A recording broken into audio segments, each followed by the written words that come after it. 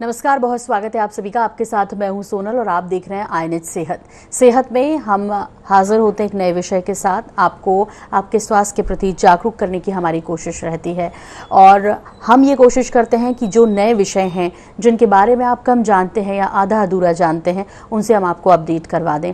तो आईएनएच सेहत में आज हम बेहद महत्वपूर्ण विषय पर बात करने जा रहे हैं। आईएनएच सेहत में आज हम जिस बारे में बात करने जा रहे हैं वो है कोरोना की दूसरी लहर के बारे में। जी हाँ, हम सब कह रहे हैं कि कोरोना रिटर्न्स, एक बार फिर से कोरोना वापस आ गया, लेकिन इसकी दूसरी लहर कितनी खतरनाक है, कितना सावधान रहने की आवश्यकता है, ये सब कुछ जानेंगे आईएनएच सेहत में आज। तो आइए शुरू करते हैं स्पेशल कार्यक्रम आईएनएच सेहत।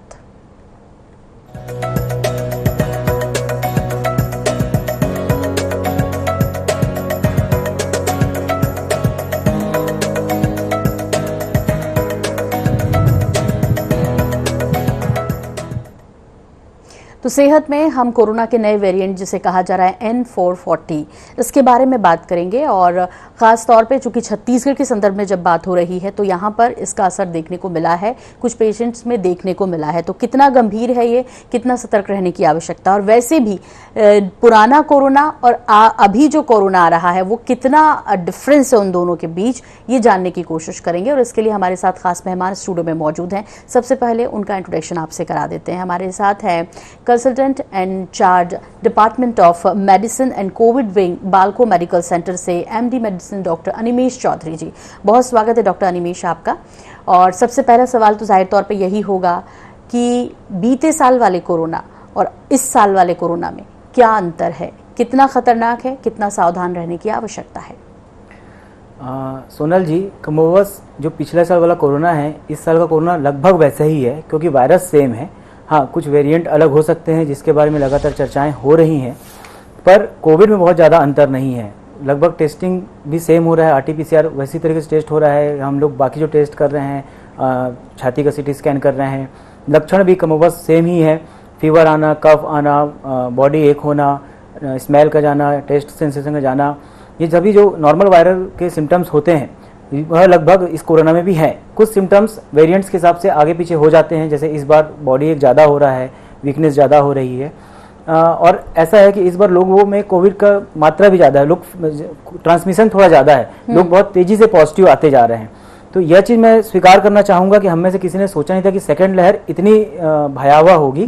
हम सबको लगता था कि शायद पहली लहर हमने पार कर ली और हमारे पास ज़्यादा नॉलेज है, हमारे पास ज़्यादा दवाइयाँ हैं, तो दूसरी लहर को कंट्रोल करना आसान होगा। तो भयावहता के तौर पे या एक आक्रामकता के तौर पे तो यह लहर पहली लहर से ज़्यादा खतरनाक है।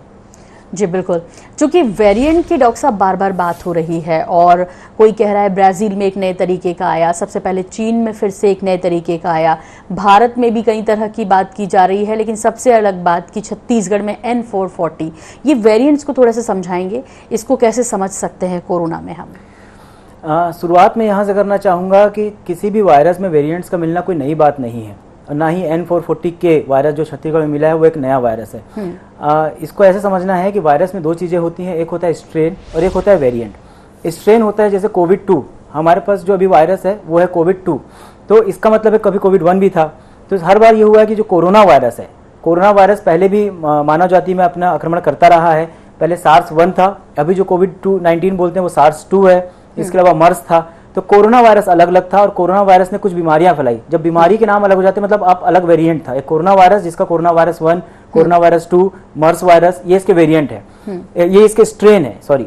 और स्ट्रेन में जब कुछ छोटी मोटी चेंजेस आते हैं तो हम उसको वेरिएंट बोलते हैं। आपको जान के आश्चर्य होगा कि कोविड-19 के लगभग 3 लाख स्ट्रेन पता है हमें, और इंडिया में ही करीब 7,000 स्ट्रेन है, 7,000 वेरिएंट है। तो ये जो 7,000 वेरिएंट हमको पहले से पता था। ये क्या होता है कि वायरस हमेशा जब भी रेप्लिकेट करता है अपने आप को थोड़ी बहुत चेंजेस करता रहता है, अप्रोक्सीमेटली 2 चेंजेस पर मंथ लाता रहता है। और इसमें जो एमिनो एसिड्स होते हैं, 39 किलोबाइट का आरएनए वायरस होता है कोविड-19, उसका जो जीनोम का सीक्वेंसिंग की गई है। तो इसमें जो बहुत सारे प्रोटीन्स होते हैं, उन प्रोटीन्स में एमिनो एसिड धीरे धीरे चेंज होते रहते हैं। कभी एक एमिनो एसिड की मात्रा इधर से उधर होती है, उसको हम एक वेरिएंट मानते हैं। इनमें से सभी वेरिएंट कंसर्न करने लायक नहीं होते हैं। कुछ ही वेरिएंट होते हैं जिनको वैज्ञानिक ज्यादा ध्यान देते हैं, जिसमें से एक था N44K। N44K जो वायरस था, ये मैं सॉरी आपको बीच में रोक रही हूँ, लेकिन एक कॉलर है हमारे साथ और हमारी कोशिश ये रहती है कि उनको बिल्कुल इंतजार ना कराएं। पंकज जी हमें फ़ोन कर रहे हैं और इन्होंने राजस्थान जयपुर से हमें फ़ोन किया है। पंकज जी, स्वागत है कार्यक्रम में, क्या सवाल है आपका? जी नमस्कार। जी नमस्कार, बताइए। सर मैं ये जानना चाहता हूँ कि कोरोना का जो अभी नया वेरिएंट है ये ज्यादा खतरनाक है या कोरोना जो पहले से जो चल रहा है वो ज्यादा खतरनाक है? और सर नए जो वेरिएंट है इससे बचने के लिए हमको क्या क्या सावधानी रखनी चाहिए? बहुत अच्छा प्रश्न पूछा है आपने। पहली बात मैं बता दूं कि पूरे विश्व में जो कोविड प्रचुर मात्रा में फैला था, तो वह वुहान का प्योर कोरोना वायरस नहीं था। जब कोरोना वायरस की सीक्वेंसिंग हुई थी 1 जनवरी में, तो उसको हमने बोला था सीक्वेंस 0 या कोरोना वायरस का जो वुहान वायरस 04 करके जो बोला गया था, जिसको हम एक डिफॉल्ट जेनेटिक स्ट्रक्चर जिसका माने हैं। तो उसमें एक म्यूटेशन आया था D614G। यह म्यूटेशन जो था यह पूरी दुनिया में फैला था और इसी म्यूटेशन के हिसाब से पुराने जो जेनेटिक म्यूटेशन, पुराना जो कोरोना वायरस सीक्वेंस 0 था, उसके हिसाब से वैक्सीन बनी थी। नया वायरस जो फैला हुआ है, जैसे कि अपने छत्तीसगढ़ में और बाकी महाराष्ट्र में है एक N440K और इसके अलावा बाकी वेरिएंट्स, ये पहले से ही जानकारी में थे, करीब 1 साल पहले से जानकारी में थे। पिछले साल जून से हमें इस वेरिएंट के बारे में जानकारी है। तो खतरनाक कहने के मामले में यह है कि सभी कोरोना वायरस अपने आप में खतरनाक है, क्योंकि ये लोगों को निमोनिया कराते हैं और लेट डायग्नोसिस होने पे जान का खतरा रहता है। पर हर कोरोना वायरस में यह भी है कि अगर आप अर्ली डायग्नोसिस करते हैं तो आप इजीली उनको ट्रीट कर सकते हैं, क्योंकि सभी में शुरुआती स्तर पे आप ऑक्सीजन और बेसिक दवाइयों से ट्रीट कर सकते हैं। सावधानियां तो कोई भी वायरस रहे, चाहे कोरोना वायरस रहे, कोरोना 1, कोरोना 2, कोई भी वेरिएंट रहे, इन्फ्लुएंजा रहे, सभी की सावधानी सेम है। जो यूनिवर्सल प्रिकॉशन है, सोशल डिस्टेंसिंग मेंटेन करना है, मास्क पहनना है। कई लोग इसको SMS बोलते हैं, social distancing, mask and sanitisation. तो यह SMS ही आपको हर जगह फॉलो करना है। तो पंकज जी, जैसा कि अभी डॉक्टर साहब ने कहा भी कि जो पहले आप गाइडलाइंस के साथ कोरोना की पालन कर रहे थे, यानी मास्क और सैनिटाइज़र का उपयोग कर रहे थे, सोशल डिस्टेंसिंग का उपयोग कर रहे थे, आपको वैसे ही कंटिन्यू करना है, तभी जाकर शायद निजात मिल पाएगी।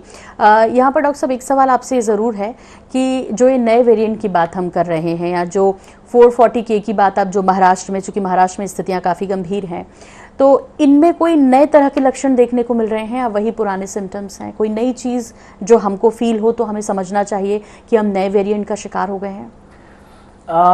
जब पिछले साल जो कोविड फैला था सोनल जी, तो उसमें से आंध्र प्रदेश में जो मेन कोविड था, 40% से ज़्यादा लोगों में यही N44K का स्ट्रेन था। मतलब हमें जून से ही पता है, जून 2020 से पता है इस स्ट्रेन के बारे में।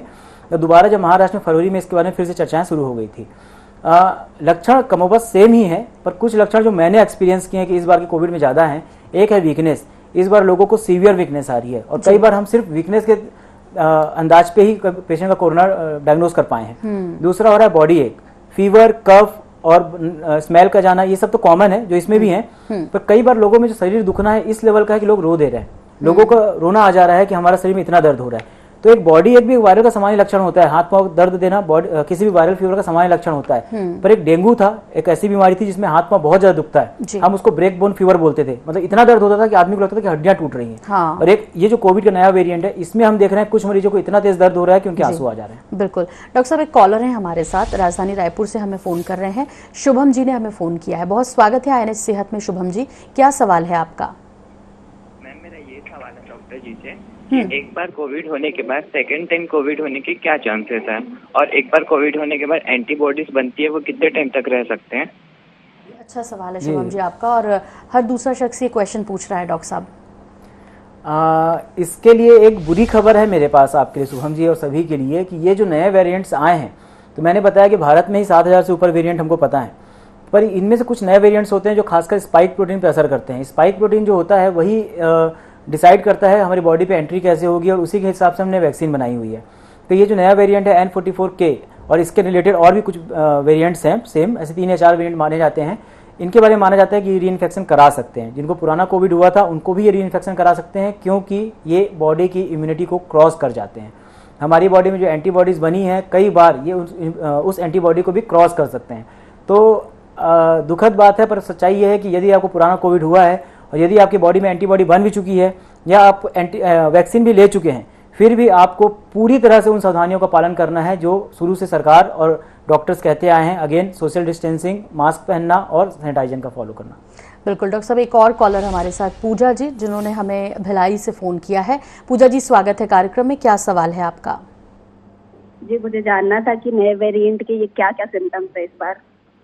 जी, इस बारे में चर्चा हो गई है पूजा जी। मैं फिर से बता दे रहा हूँ कि जो बेसिक सिम्टम्स हैं, फीवर का आना, कफ का आना, खांसी का आना, स्मेल का और टेस्ट का जाना, इनके अलावा इस पर्टिकुलर में वीकनेस बहुत सीवियर हो रही है, बॉडी एक बहुत सीवियर हो रहा है। कुछ चीज़ें और जोड़ना चाहूँगा, पिछले कोविड में भी कई लोगों को डायरिया या एब्डोमिनल सिम्टम्स थे, मतलब मितली जैसा लगना, उल्टी जैसा होना। इस बार के कोविड में यह सिम्टम्स थोड़े ज़्यादा हैं, लोगों को उल्टी ज़्यादा आ रही है, लोगों को पेट दर्द में या खाना खाने में इच्छा नहीं होना, खाना खाने में दिक्कत होना, यह भी इस बार की लहर में यह लक्षण ज़्यादा दिख रहे हैं। तो बेहद सतर्क रहने की आवश्यकता है। जो दर्शक अभी हमारे साथ जुड़ रहे हैं वो लगातार टीवी स्क्रीन पर हमारे नंबर फ्लैश हो रहे हैं, उन पर कॉल करके सीधे हमसे जुड़ सकते हैं। और डॉक्टर साहब, एक सवाल यही, जैसे आपने कहा कि ये ज़्यादा खतरनाक है, ज़्यादा शरीर में जो हाथ पैर दर्द की शिकायत आ रही है, भूख नहीं लगना, ये लक्षण हैं। लेकिन एक सवाल जो मुझे लगता है आपके पास भी कई पेशेंट लेके पहुँचते हैं कि सिटी वैल्यू क्या है हमारा, ये रिपोर्ट में क्या होता है, थोड़ा डिटेल के साथ हमारे दर्शकों को बताइए, और ये कितनी महत्वपूर्ण है और किस तरह के टेस्ट में महत्वपूर्ण है ये? सोनल जी, ये बहुत ही अच्छा प्रश्न पूछा है सिटी वैल्यू का। कई बार हमारे को पेशेंट अपनी रिपोर्ट भेजते हैं, आरटीपीसीआर की रिपोर्ट भेजते हैं कि सर ये हमारा आरटीपीसीआर है, ये पॉजिटिव आ गया, उसमें सिटी वैल्यू 18 है, इसमें सिटी वैल्यू 13 है। तो आपको ये चीज़ समझना है कि डॉक्टर्स और हम, मतलब डॉक्टर्स और मरीज कई बार सिटी वैल्यू की बात करते हैं, पर यहाँ पे 2 सिटी वैल्यू है। एक सिटी वैल्यू होती है आरटीपीसीआर रिपोर्ट में दी गई CT value, cyclic threshold value, जो ये बताती है कि वायरस को कितना रेप्लिकेशन लगा ताकि मशीन उसको डिटेक्ट कर पाई।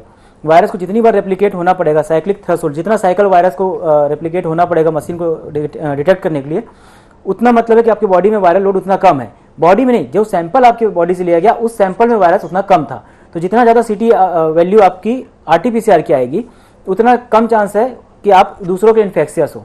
पर जो डॉक्टर्स आपसे सिटी स्कोर की बात करते हैं, वो आपका सिटी स्कैन, जो हम छाती का सिटी स्कैन करवाते हैं, उसके सिटी की एक सीवियरिटी स्कोर होता है, सिटी सीवियरिटी स्कोर। जब कई बार डॉक्टर बोल देते हैं कि आपकी सिटी स्कैन की वैल्यू जो है वो है 5/25, 10/25, ये आपकी निमोनिया को बताता है। आपके लिए आरटीपीसीआर की सिटी वैल्यू का प्रैक्टिकली कोई इंपॉर्टेंस नहीं है, क्योंकि आपके शरीर में अगर आरटीपीसीआर में आपको वायरल लोड कम आ रहा है या ज़्यादा आ रहा है, इसका कोई इंपॉर्टेंस नहीं है। आपको इन्फेक्शन हो सकता है और किसी भी हद तक का हो सकता है। कई लोग जिनका आरटीपीसीआर निगेटिव आता है वो भी बहुत सीवियर निमोनिया में चले जाते हैं। पर जो सिटी स्कैन की सिटी सीवियरिटी स्कोर होता है, वह इंपॉर्टेंस रखता है यह देखने के लिए कि आपके बॉडी में उस समय कितना निमोनिया है। और कई बार डॉक्टर्स उसके हिसाब से आपका ट्रीटमेंट प्लान करते हैं और उनको एक अंदाजा लगता है कि आप किस लेवल तक बिगड़ सकते हैं या आपको भविष्य में आईसीयू की या क्रिटिकल केयर की कितनी जरूरत है। तो जब भी आप डॉक्टर से बात करें तो ध्यान रखिए, आरटीपीसीआर की सिटी वैल्यू के बारे में बात करने की कोई आवश्यकता नहीं है। आप लोग उस पर ध्यान देना बंद कर दीजिए। जब भी बात कीजिए, सिटी स्कैन की जो सिटी सीवियरिटी स्कोर है उसके बारे में चर्चा किया कीजिए।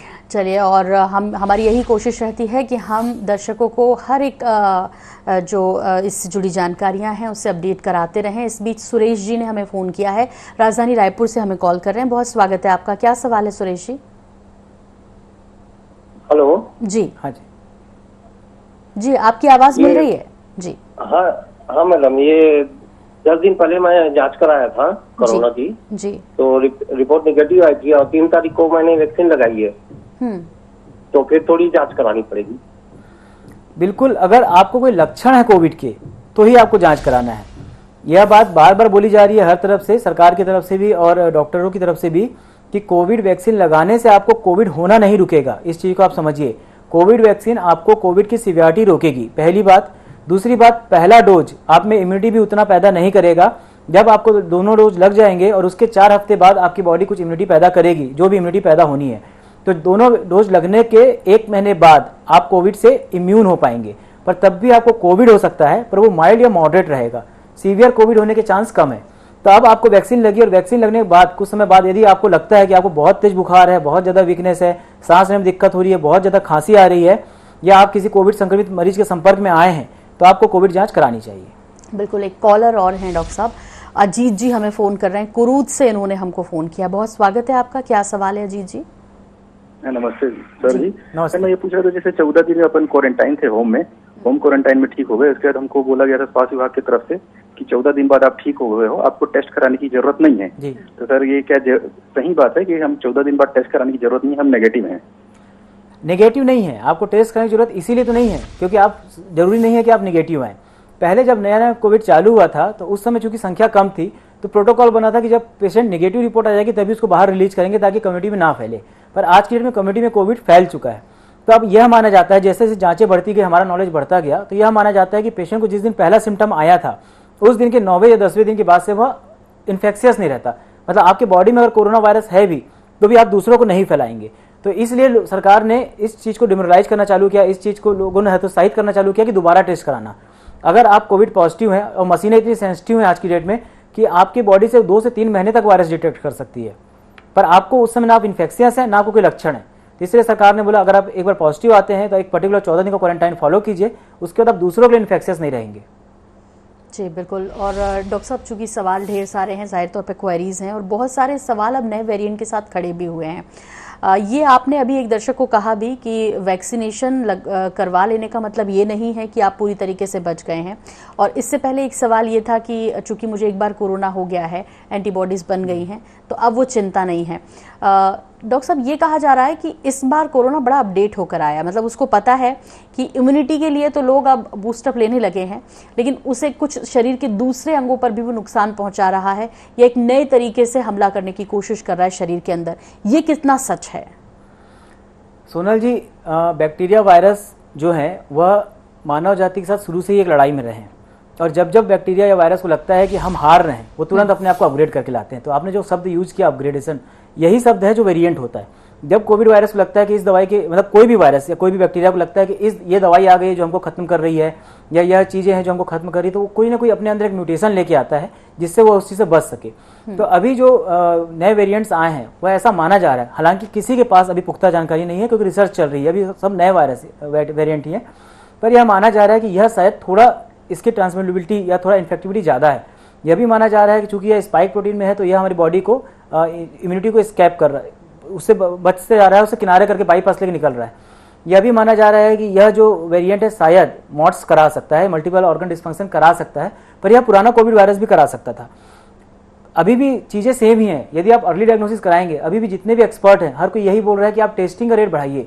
टेस्टिंग का रेट क्यों बढ़ाए? क्योंकि अगर आपको पता है कि आपको कोविड है और आपके लक्षण बिगड़ना चालू होते हैं, आपको तेज बुखार आना चालू होता है, आपको बदन दर्द तेज चालू होता है, तो आप शुरुआत से ही मेडिसिन ले सकते हैं।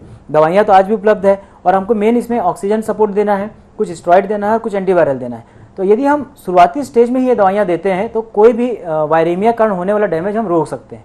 एक बार डैमेज हो जाए तो वायरस सेकेंडरी हो जाता है, वो डैमेज को कंट्रोल करना मुश्किल हो जाता है। जी, सबसे पहले तो ऐसे RT-PCR कराना होता है डॉक्टर साहब, लेकिन बीच बीच में जिस तरह से पिछले साल कोरोना को लेकर कई तरह की अफवाहें भी उड़ी, टेस्ट को लेकर कई तरह की बातें हुई कि कौन सा करवाएं, इस बार के जो नए वेरिएंट है उसके बीच और कौन सा टेस्ट जो है वो सबसे सही सटीक रिपोर्ट दे रहा है, इसके बारे में लोगों की जो मन के अंदर कई सारे भ्रम की स्थिति है उसे दूर करेंगे प्लीज़। जी, शुरुआत में यहाँ से करना चाहूँगा सोनल जी कि भ्रम पैदा ही मत होने दें।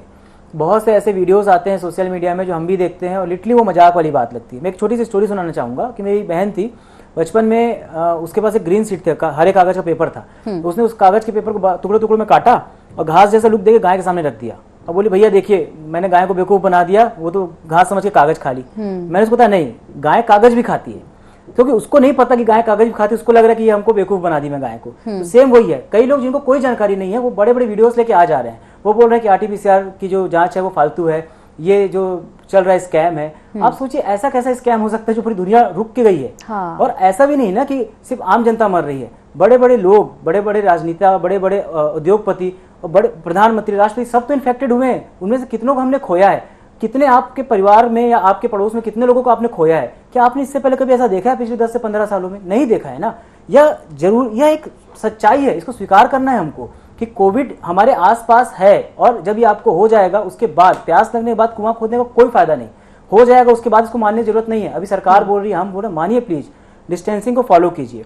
आज भी गोल्ड स्टैंडर्ड जो टेस्ट है वो RT-PCR ही है, पर RT-PCR कई बार चूंकि जब रेट बढ़ता है टेस्ट करने का तो RT-PCR की रिपोर्ट आने में टाइम लगता है। तो कुछ बेसिक चीजें हैं जो आपको फॉलो करना है इस कोविड के लिए। सबसे पहले रैपिड एंटीजन टेस्ट, एकदम क्लियर हो जाइए। रैपिड एंटीजन टेस्ट अगर आपका पॉजिटिव आता है तो आपको RT-PCR करवाने की जरूरत नहीं है, आप एक पॉजिटिव ही माने जाएंगे। रैपिड एंटीजन टेस्ट अगर आपका निगेटिव आता है तब अगर आपको लक्षण है तो आपको एक RT-PCR करवाना चाहिए। इस पद्धति से क्या होता है कि RT-PCR के ऊपर लोड कम हो जाएगा और हम ज़्यादा से ज़्यादा जिन लोगों की जरूरत है उन लोगों का RT-PCR कर पाएंगे। दूसरी बात होती है आपका RT-PCR आने में टाइम लग रहा है और आपको लक्षण है पूरे, आप बस एक ऑक्सीजन चेक करते रहिए। ऑक्सीमीटर आज की डेट में प्रचुर मात्रा में मार्केट में उपलब्ध है, बहुत महंगे भी नहीं है। लगातार अपना ऑक्सीजन दिन में 2 बार कम से कम चेक कीजिए। और कम से कम 10 से 15 सेकंड तक ऑक्सीमीटर अपने हाथ में लगा के देखिए। तुरंत लगाए, आपका 87 85 आए तो डरिए मत, 10 से 15 सेकंड उसको रीड करने दीजिए। और अगर आपका ऑक्सीजन 95% से ऊपर आ रहा है तो घबराइए मत, आपको कुछ होने की संभावना बहुत कम है। इसके अलावा यदि आपको लक्षण ज़्यादा है तो एक 6 मिनट वॉक टेस्ट होता है, आप 6 मिनट तक चलिए अगर आप चल पा रहे हैं तो। उसके बाद ऑक्सीजन चेक कीजिए। उसके बाद यदि ऑक्सीजन आपका 95 से ऊपर आ रहा है तो विश्वास मानिए आप सुरक्षित हैं। ये सबसे सिंपल टेस्ट है जो आप घर में कर सकते हैं। बहुत महत्वपूर्ण जानकारियां हैं जो डॉक्टर अनिमेष आज हमारे साथ शेयर कर रहे हैं, और ये शायद आपको ऐसे आप जाएंगे तो डॉक्टर्स इतने ज़्यादा बिजी हैं इस दौरान, हॉस्पिटल में इतने ज़्यादा केसेस आ रहे हैं कि शायद आपको ये तमाम जानकारी नहीं दे पाएंगे। इसलिए आईएनएच सेहत की ये कोशिश कि आपको घर बैठे अपडेट कराया जाए। इस बीच एक कॉलर है डॉक्टर साहब, इनका नाम तो अभी हमें नहीं पता है। हेलो, कौन बोल रहे हैं? जी सैयद गौर अली। कहाँ से बात कर रहे हैं आप? छत्तीसगढ़ भिलाई। जी, क्या सवाल है सैयद जी आपका?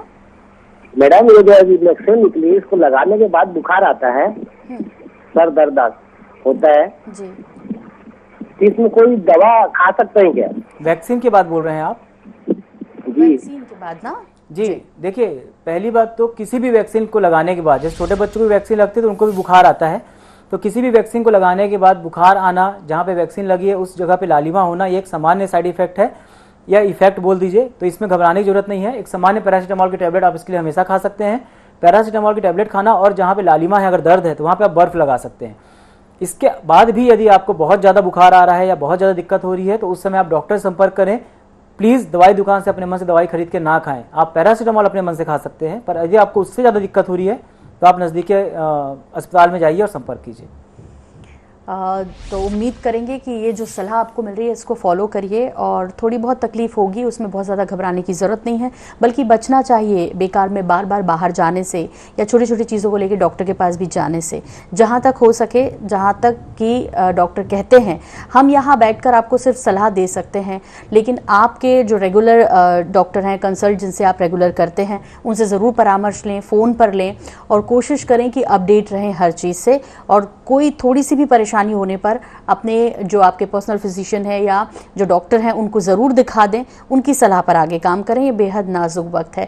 डॉक्टर साहब, 1 साल तक हमने कोरोना को लगभग झेला, उसके बाद फिर हम ये सोचने लगे कि शायद चला गया, एक बार फिर से आया। अब ये सवाल सभी के जहन में, ये कितने दिनों तक रहेगा, और क्या वाकई में, देखिए ये तो समझ में आ गया कि लॉकडाउन इसका कोई सोल्यूशन नहीं है, हमें खुद की सुरक्षा करनी पड़ेगी, खुद को प्रकृति के नियम अनुकूल बांधना होगा, और जो डिसिप्लिन बताया गया है कोरोना गाइडलाइंस में उसका पालन करना होगा। उम्मीद क्या की जानी चाहिए इसे देखते हुए? हालांकि ये सवाल बड़ा वैसा होगा कि हम क्या बताएं जब तक आप खुद फॉलो नहीं करेंगे, लेकिन फिर भी ये सवाल सबके मन में है। देखिए, कोई भी वायरल फ्लू जब आता है तो इतिहास कहता है कि आपके साथ जिंदगी भर रहेगा। कोरोना पहले से आपके साथ था और आपके पहले से कोविड यहाँ पे था, मतलब कोरोना वायरस मनुष्य जाति के पहले से ही मौजूद था और बाद में भी मौजूद रहेगा। वायरस कहीं नहीं जाने वाला है। हाँ, समय के साथ हम इससे लड़ना सीख जाएंगे। अभी हमारे पास बहुत ज़्यादा टैबलेट फॉर्मेट मेडिसिन नहीं है इसके लिए, पर लगातार रिसर्च जारी है, और जैसे एक बार टैबलेट फॉर्म में मेडिसिन आ जाएगी तो इस बीमारी से लड़ना उतना मुश्किल नहीं रहेगा। फिर आपको हर समय हॉस्पिटलाइज नहीं करना पड़ेगा। अभी भी टैबलेट फॉर्म में कुछ मेडिसिन है, पर जितनी इफेक्टिव आना चाहिए, जैसे कि स्वाइन फ्लू के लिए आई थी, एंटी फ्लू या टेमी फ्लू आई थी, उस दवाई से हम स्वाइन फ्लू से आसानी से लड़ पाए। तो इंजेक्टेबल फॉर्म में हमारे पास एंटीवायरल हमेशा रहते हैं, पर जब टैबलेट फॉर्म में कोई मेडिसिन आती है तो उससे बीमारी से लड़ना आसान हो जाता है। टीबी बहुत अच्छा एग्जाम्पल है इस चीज का, लेप्रोसी या कुष्ठ रोग बहुत अच्छा एग्जाम्पल है। ये बीमारियां आज भी हमारे चारों ओर है, पर उस महामारी के तौर पे नहीं है जिस महामारी के जैसे हम आज से 20 साल या 50 साल पहले देखते थे। हैजा जब कुंभ के समय फैलता था तो लाखों लोगों को मार देता था, पर अब हैजा उस तरीके से नहीं फैलता, क्योंकि बहुत सिंपल, इवन जो डॉक्सीसाइक्लिन हम कोविड के लिए दे रहे हैं वो डॉक्सीसाइक्लिन हैजा की भी दवाई है। तो अब हमारे पास जब टैबलेट फॉर्म में कोई मेडिसिन आती है और उस प्रचुर मात्रा में उपलब्ध हो जाती है तो हम किसी भी बीमारी से आसानी से लड़ सकते हैं। तो कोविड कहीं जाएगा नहीं, पर हम कोविड से लड़ना सीख जाएंगे, हम उसके साथ रहना सीख जाएंगे। ठीक। डॉक्टर अनिमेष, एक सवाल बार बार उठ रहा है और वो ये कि स्थिति प्रदेश में बहुत ख़राब है, देश में तो है ही, प्रदेश में अब इस बार जो कोरोना की लहर है उसमें हॉस्पिटल में बेड तक उपलब्ध नहीं होंगे या खासी दिक्कतें हैं। कोई मैसेज, कोई भ्रम जो आप दूर करना चाहते हैं इसके ज़रिए, और क्या वास्तविक स्थिति है? एक मैसेज जो सरकार तक भी पहुँचे डॉक्टर्स की तरफ से आपके माध्यम से। प्रैक्टिकली आप सभी को मैं कहना चाहूँगा कि प्रैक्टिकली स्थिति बहुत भयावह है। पिछले साल जो लहर थी, यह लहर उससे कई गुना ज़्यादा बड़ी है। साथ में लोगों की जागरूकता उतनी कम हुई है जितना होना चाहिए था। आश्चर्य की बात है कि 1 साल बाद लोगों को ज़्यादा जागरूक होना चाहिए था, लोग ज़्यादा लापरवाह हो गए। लोगों को अभी भी लगता है कि यह स्कैम है, बहुत दुख की बात है। लोगों को अभी भी यह चीज़ समझ में नहीं आ रही है कि ज़रूरत पड़ने पे ही बाहर निकलें। अगर आप बिना ज़रूरत के बाहर निकलेंगे तो कुछ समय बाद ऐसी नौबत आ जाएगी कि आप बाहर ही नहीं निकल पाएंगे। तो अगर आप सिर्फ ज़रूरत पड़ने पे बाहर निकलेंगे तो धीरे धीरे हम इस न केवल इस लहर को कम कर पाएंगे, हम अपने एक सामान्य जीवन शैली भी फॉलो कर पाएंगे। तो सबसे मेरा यही रिक्वेस्ट है कि जब बहुत ज़रूरत हो तभी बाहर निकलिए, जितना हो सके बाहर निकलना अवॉइड कीजिए। अगर बाहर निकले हैं तो मास्क पहनिए, पर मास्क सिर्फ नाम के लिए मत पहनिए, काम के लिए पहनिए, सही तरीके से पहनिए। अगर आपके पास फटा हुआ मास्क या सिर्फ दिखावे का मास्क है, उससे अच्छा आप एक कपड़ा लपेट लीजिए, पर जो भी कीजिए सही तरीके से कीजिए, हैंड सैनिटाइज कीजिए और जहां तक संभव हो सोशल डिस्टेंसिंग फॉलो कीजिए। और वैसे भी डॉक्टर साहब अभी खबर में ये भी है कि कारोबारी हफ्ते के पहले दिन ही शेयर मार्केट धड़ाम से गिरा है कोरोना की दहशत के चलते। तो जब शेयर मार्केट की स्थिति है, आपको कम से कम संभलना चाहिए, अपना ध्यान रखना चाहिए। और वैसे भी डॉक्टर निमेश ये पहले अपडेट करा चुके हैं कि कोरोना हमसे कहीं ज़्यादा स्मार्ट है, अपग्रेड होकर आया है। तो आपको भी अब अपडेट होने की ज़रूरत है और अपनी सुरक्षा खुद करने की ज़रूरत है। सरकार या ज़बरदस्ती प्रशासन आपसे करवाए, लॉकडाउन के तहत और लॉकडाउन के बाद भी आपसे ज़बरदस्ती जुर्माने के डर से आप मास्क लगा रहे हैं या जुर्माने के डर से आप बाहर नहीं निकल रहे हैं या निकल रहे हैं छुपाते लिख रहे हैं, आप कहीं ना कहीं खुद को और अपने परिवार को और अपने समाज को भी खतरे में डाल रहे हैं। ये जिम्मेदारी आपको खुद उठानी है और समझना होगा कि ये दूसरी लहर कितनी गंभीर है और इसे ख़त्म करना भी आपके हाथ में है। जल्दी कीजिए, सब साथ में रहिए। डॉक्टर निमेश, इतना वक्त चूँकि आप उस विंग में भी शामिल हैं जो कि कोविड-19 के पेशेंट्स को देखते हैं, इंचार्ज हैं, तो जाहिर तौर पे इतने व्यस्त समय के बीच आप आए हैं, इसके लिए आपका बहुत धन्यवाद, बहुत शुक्रिया। और इसी के साथ आईने सेहत में फ़िलहाल इतना ही। मुझे दीजिए इजाज़त, लेकिन जारी अपडेट का सिलसिला बने रहिए हमारे साथ। नमस्कार।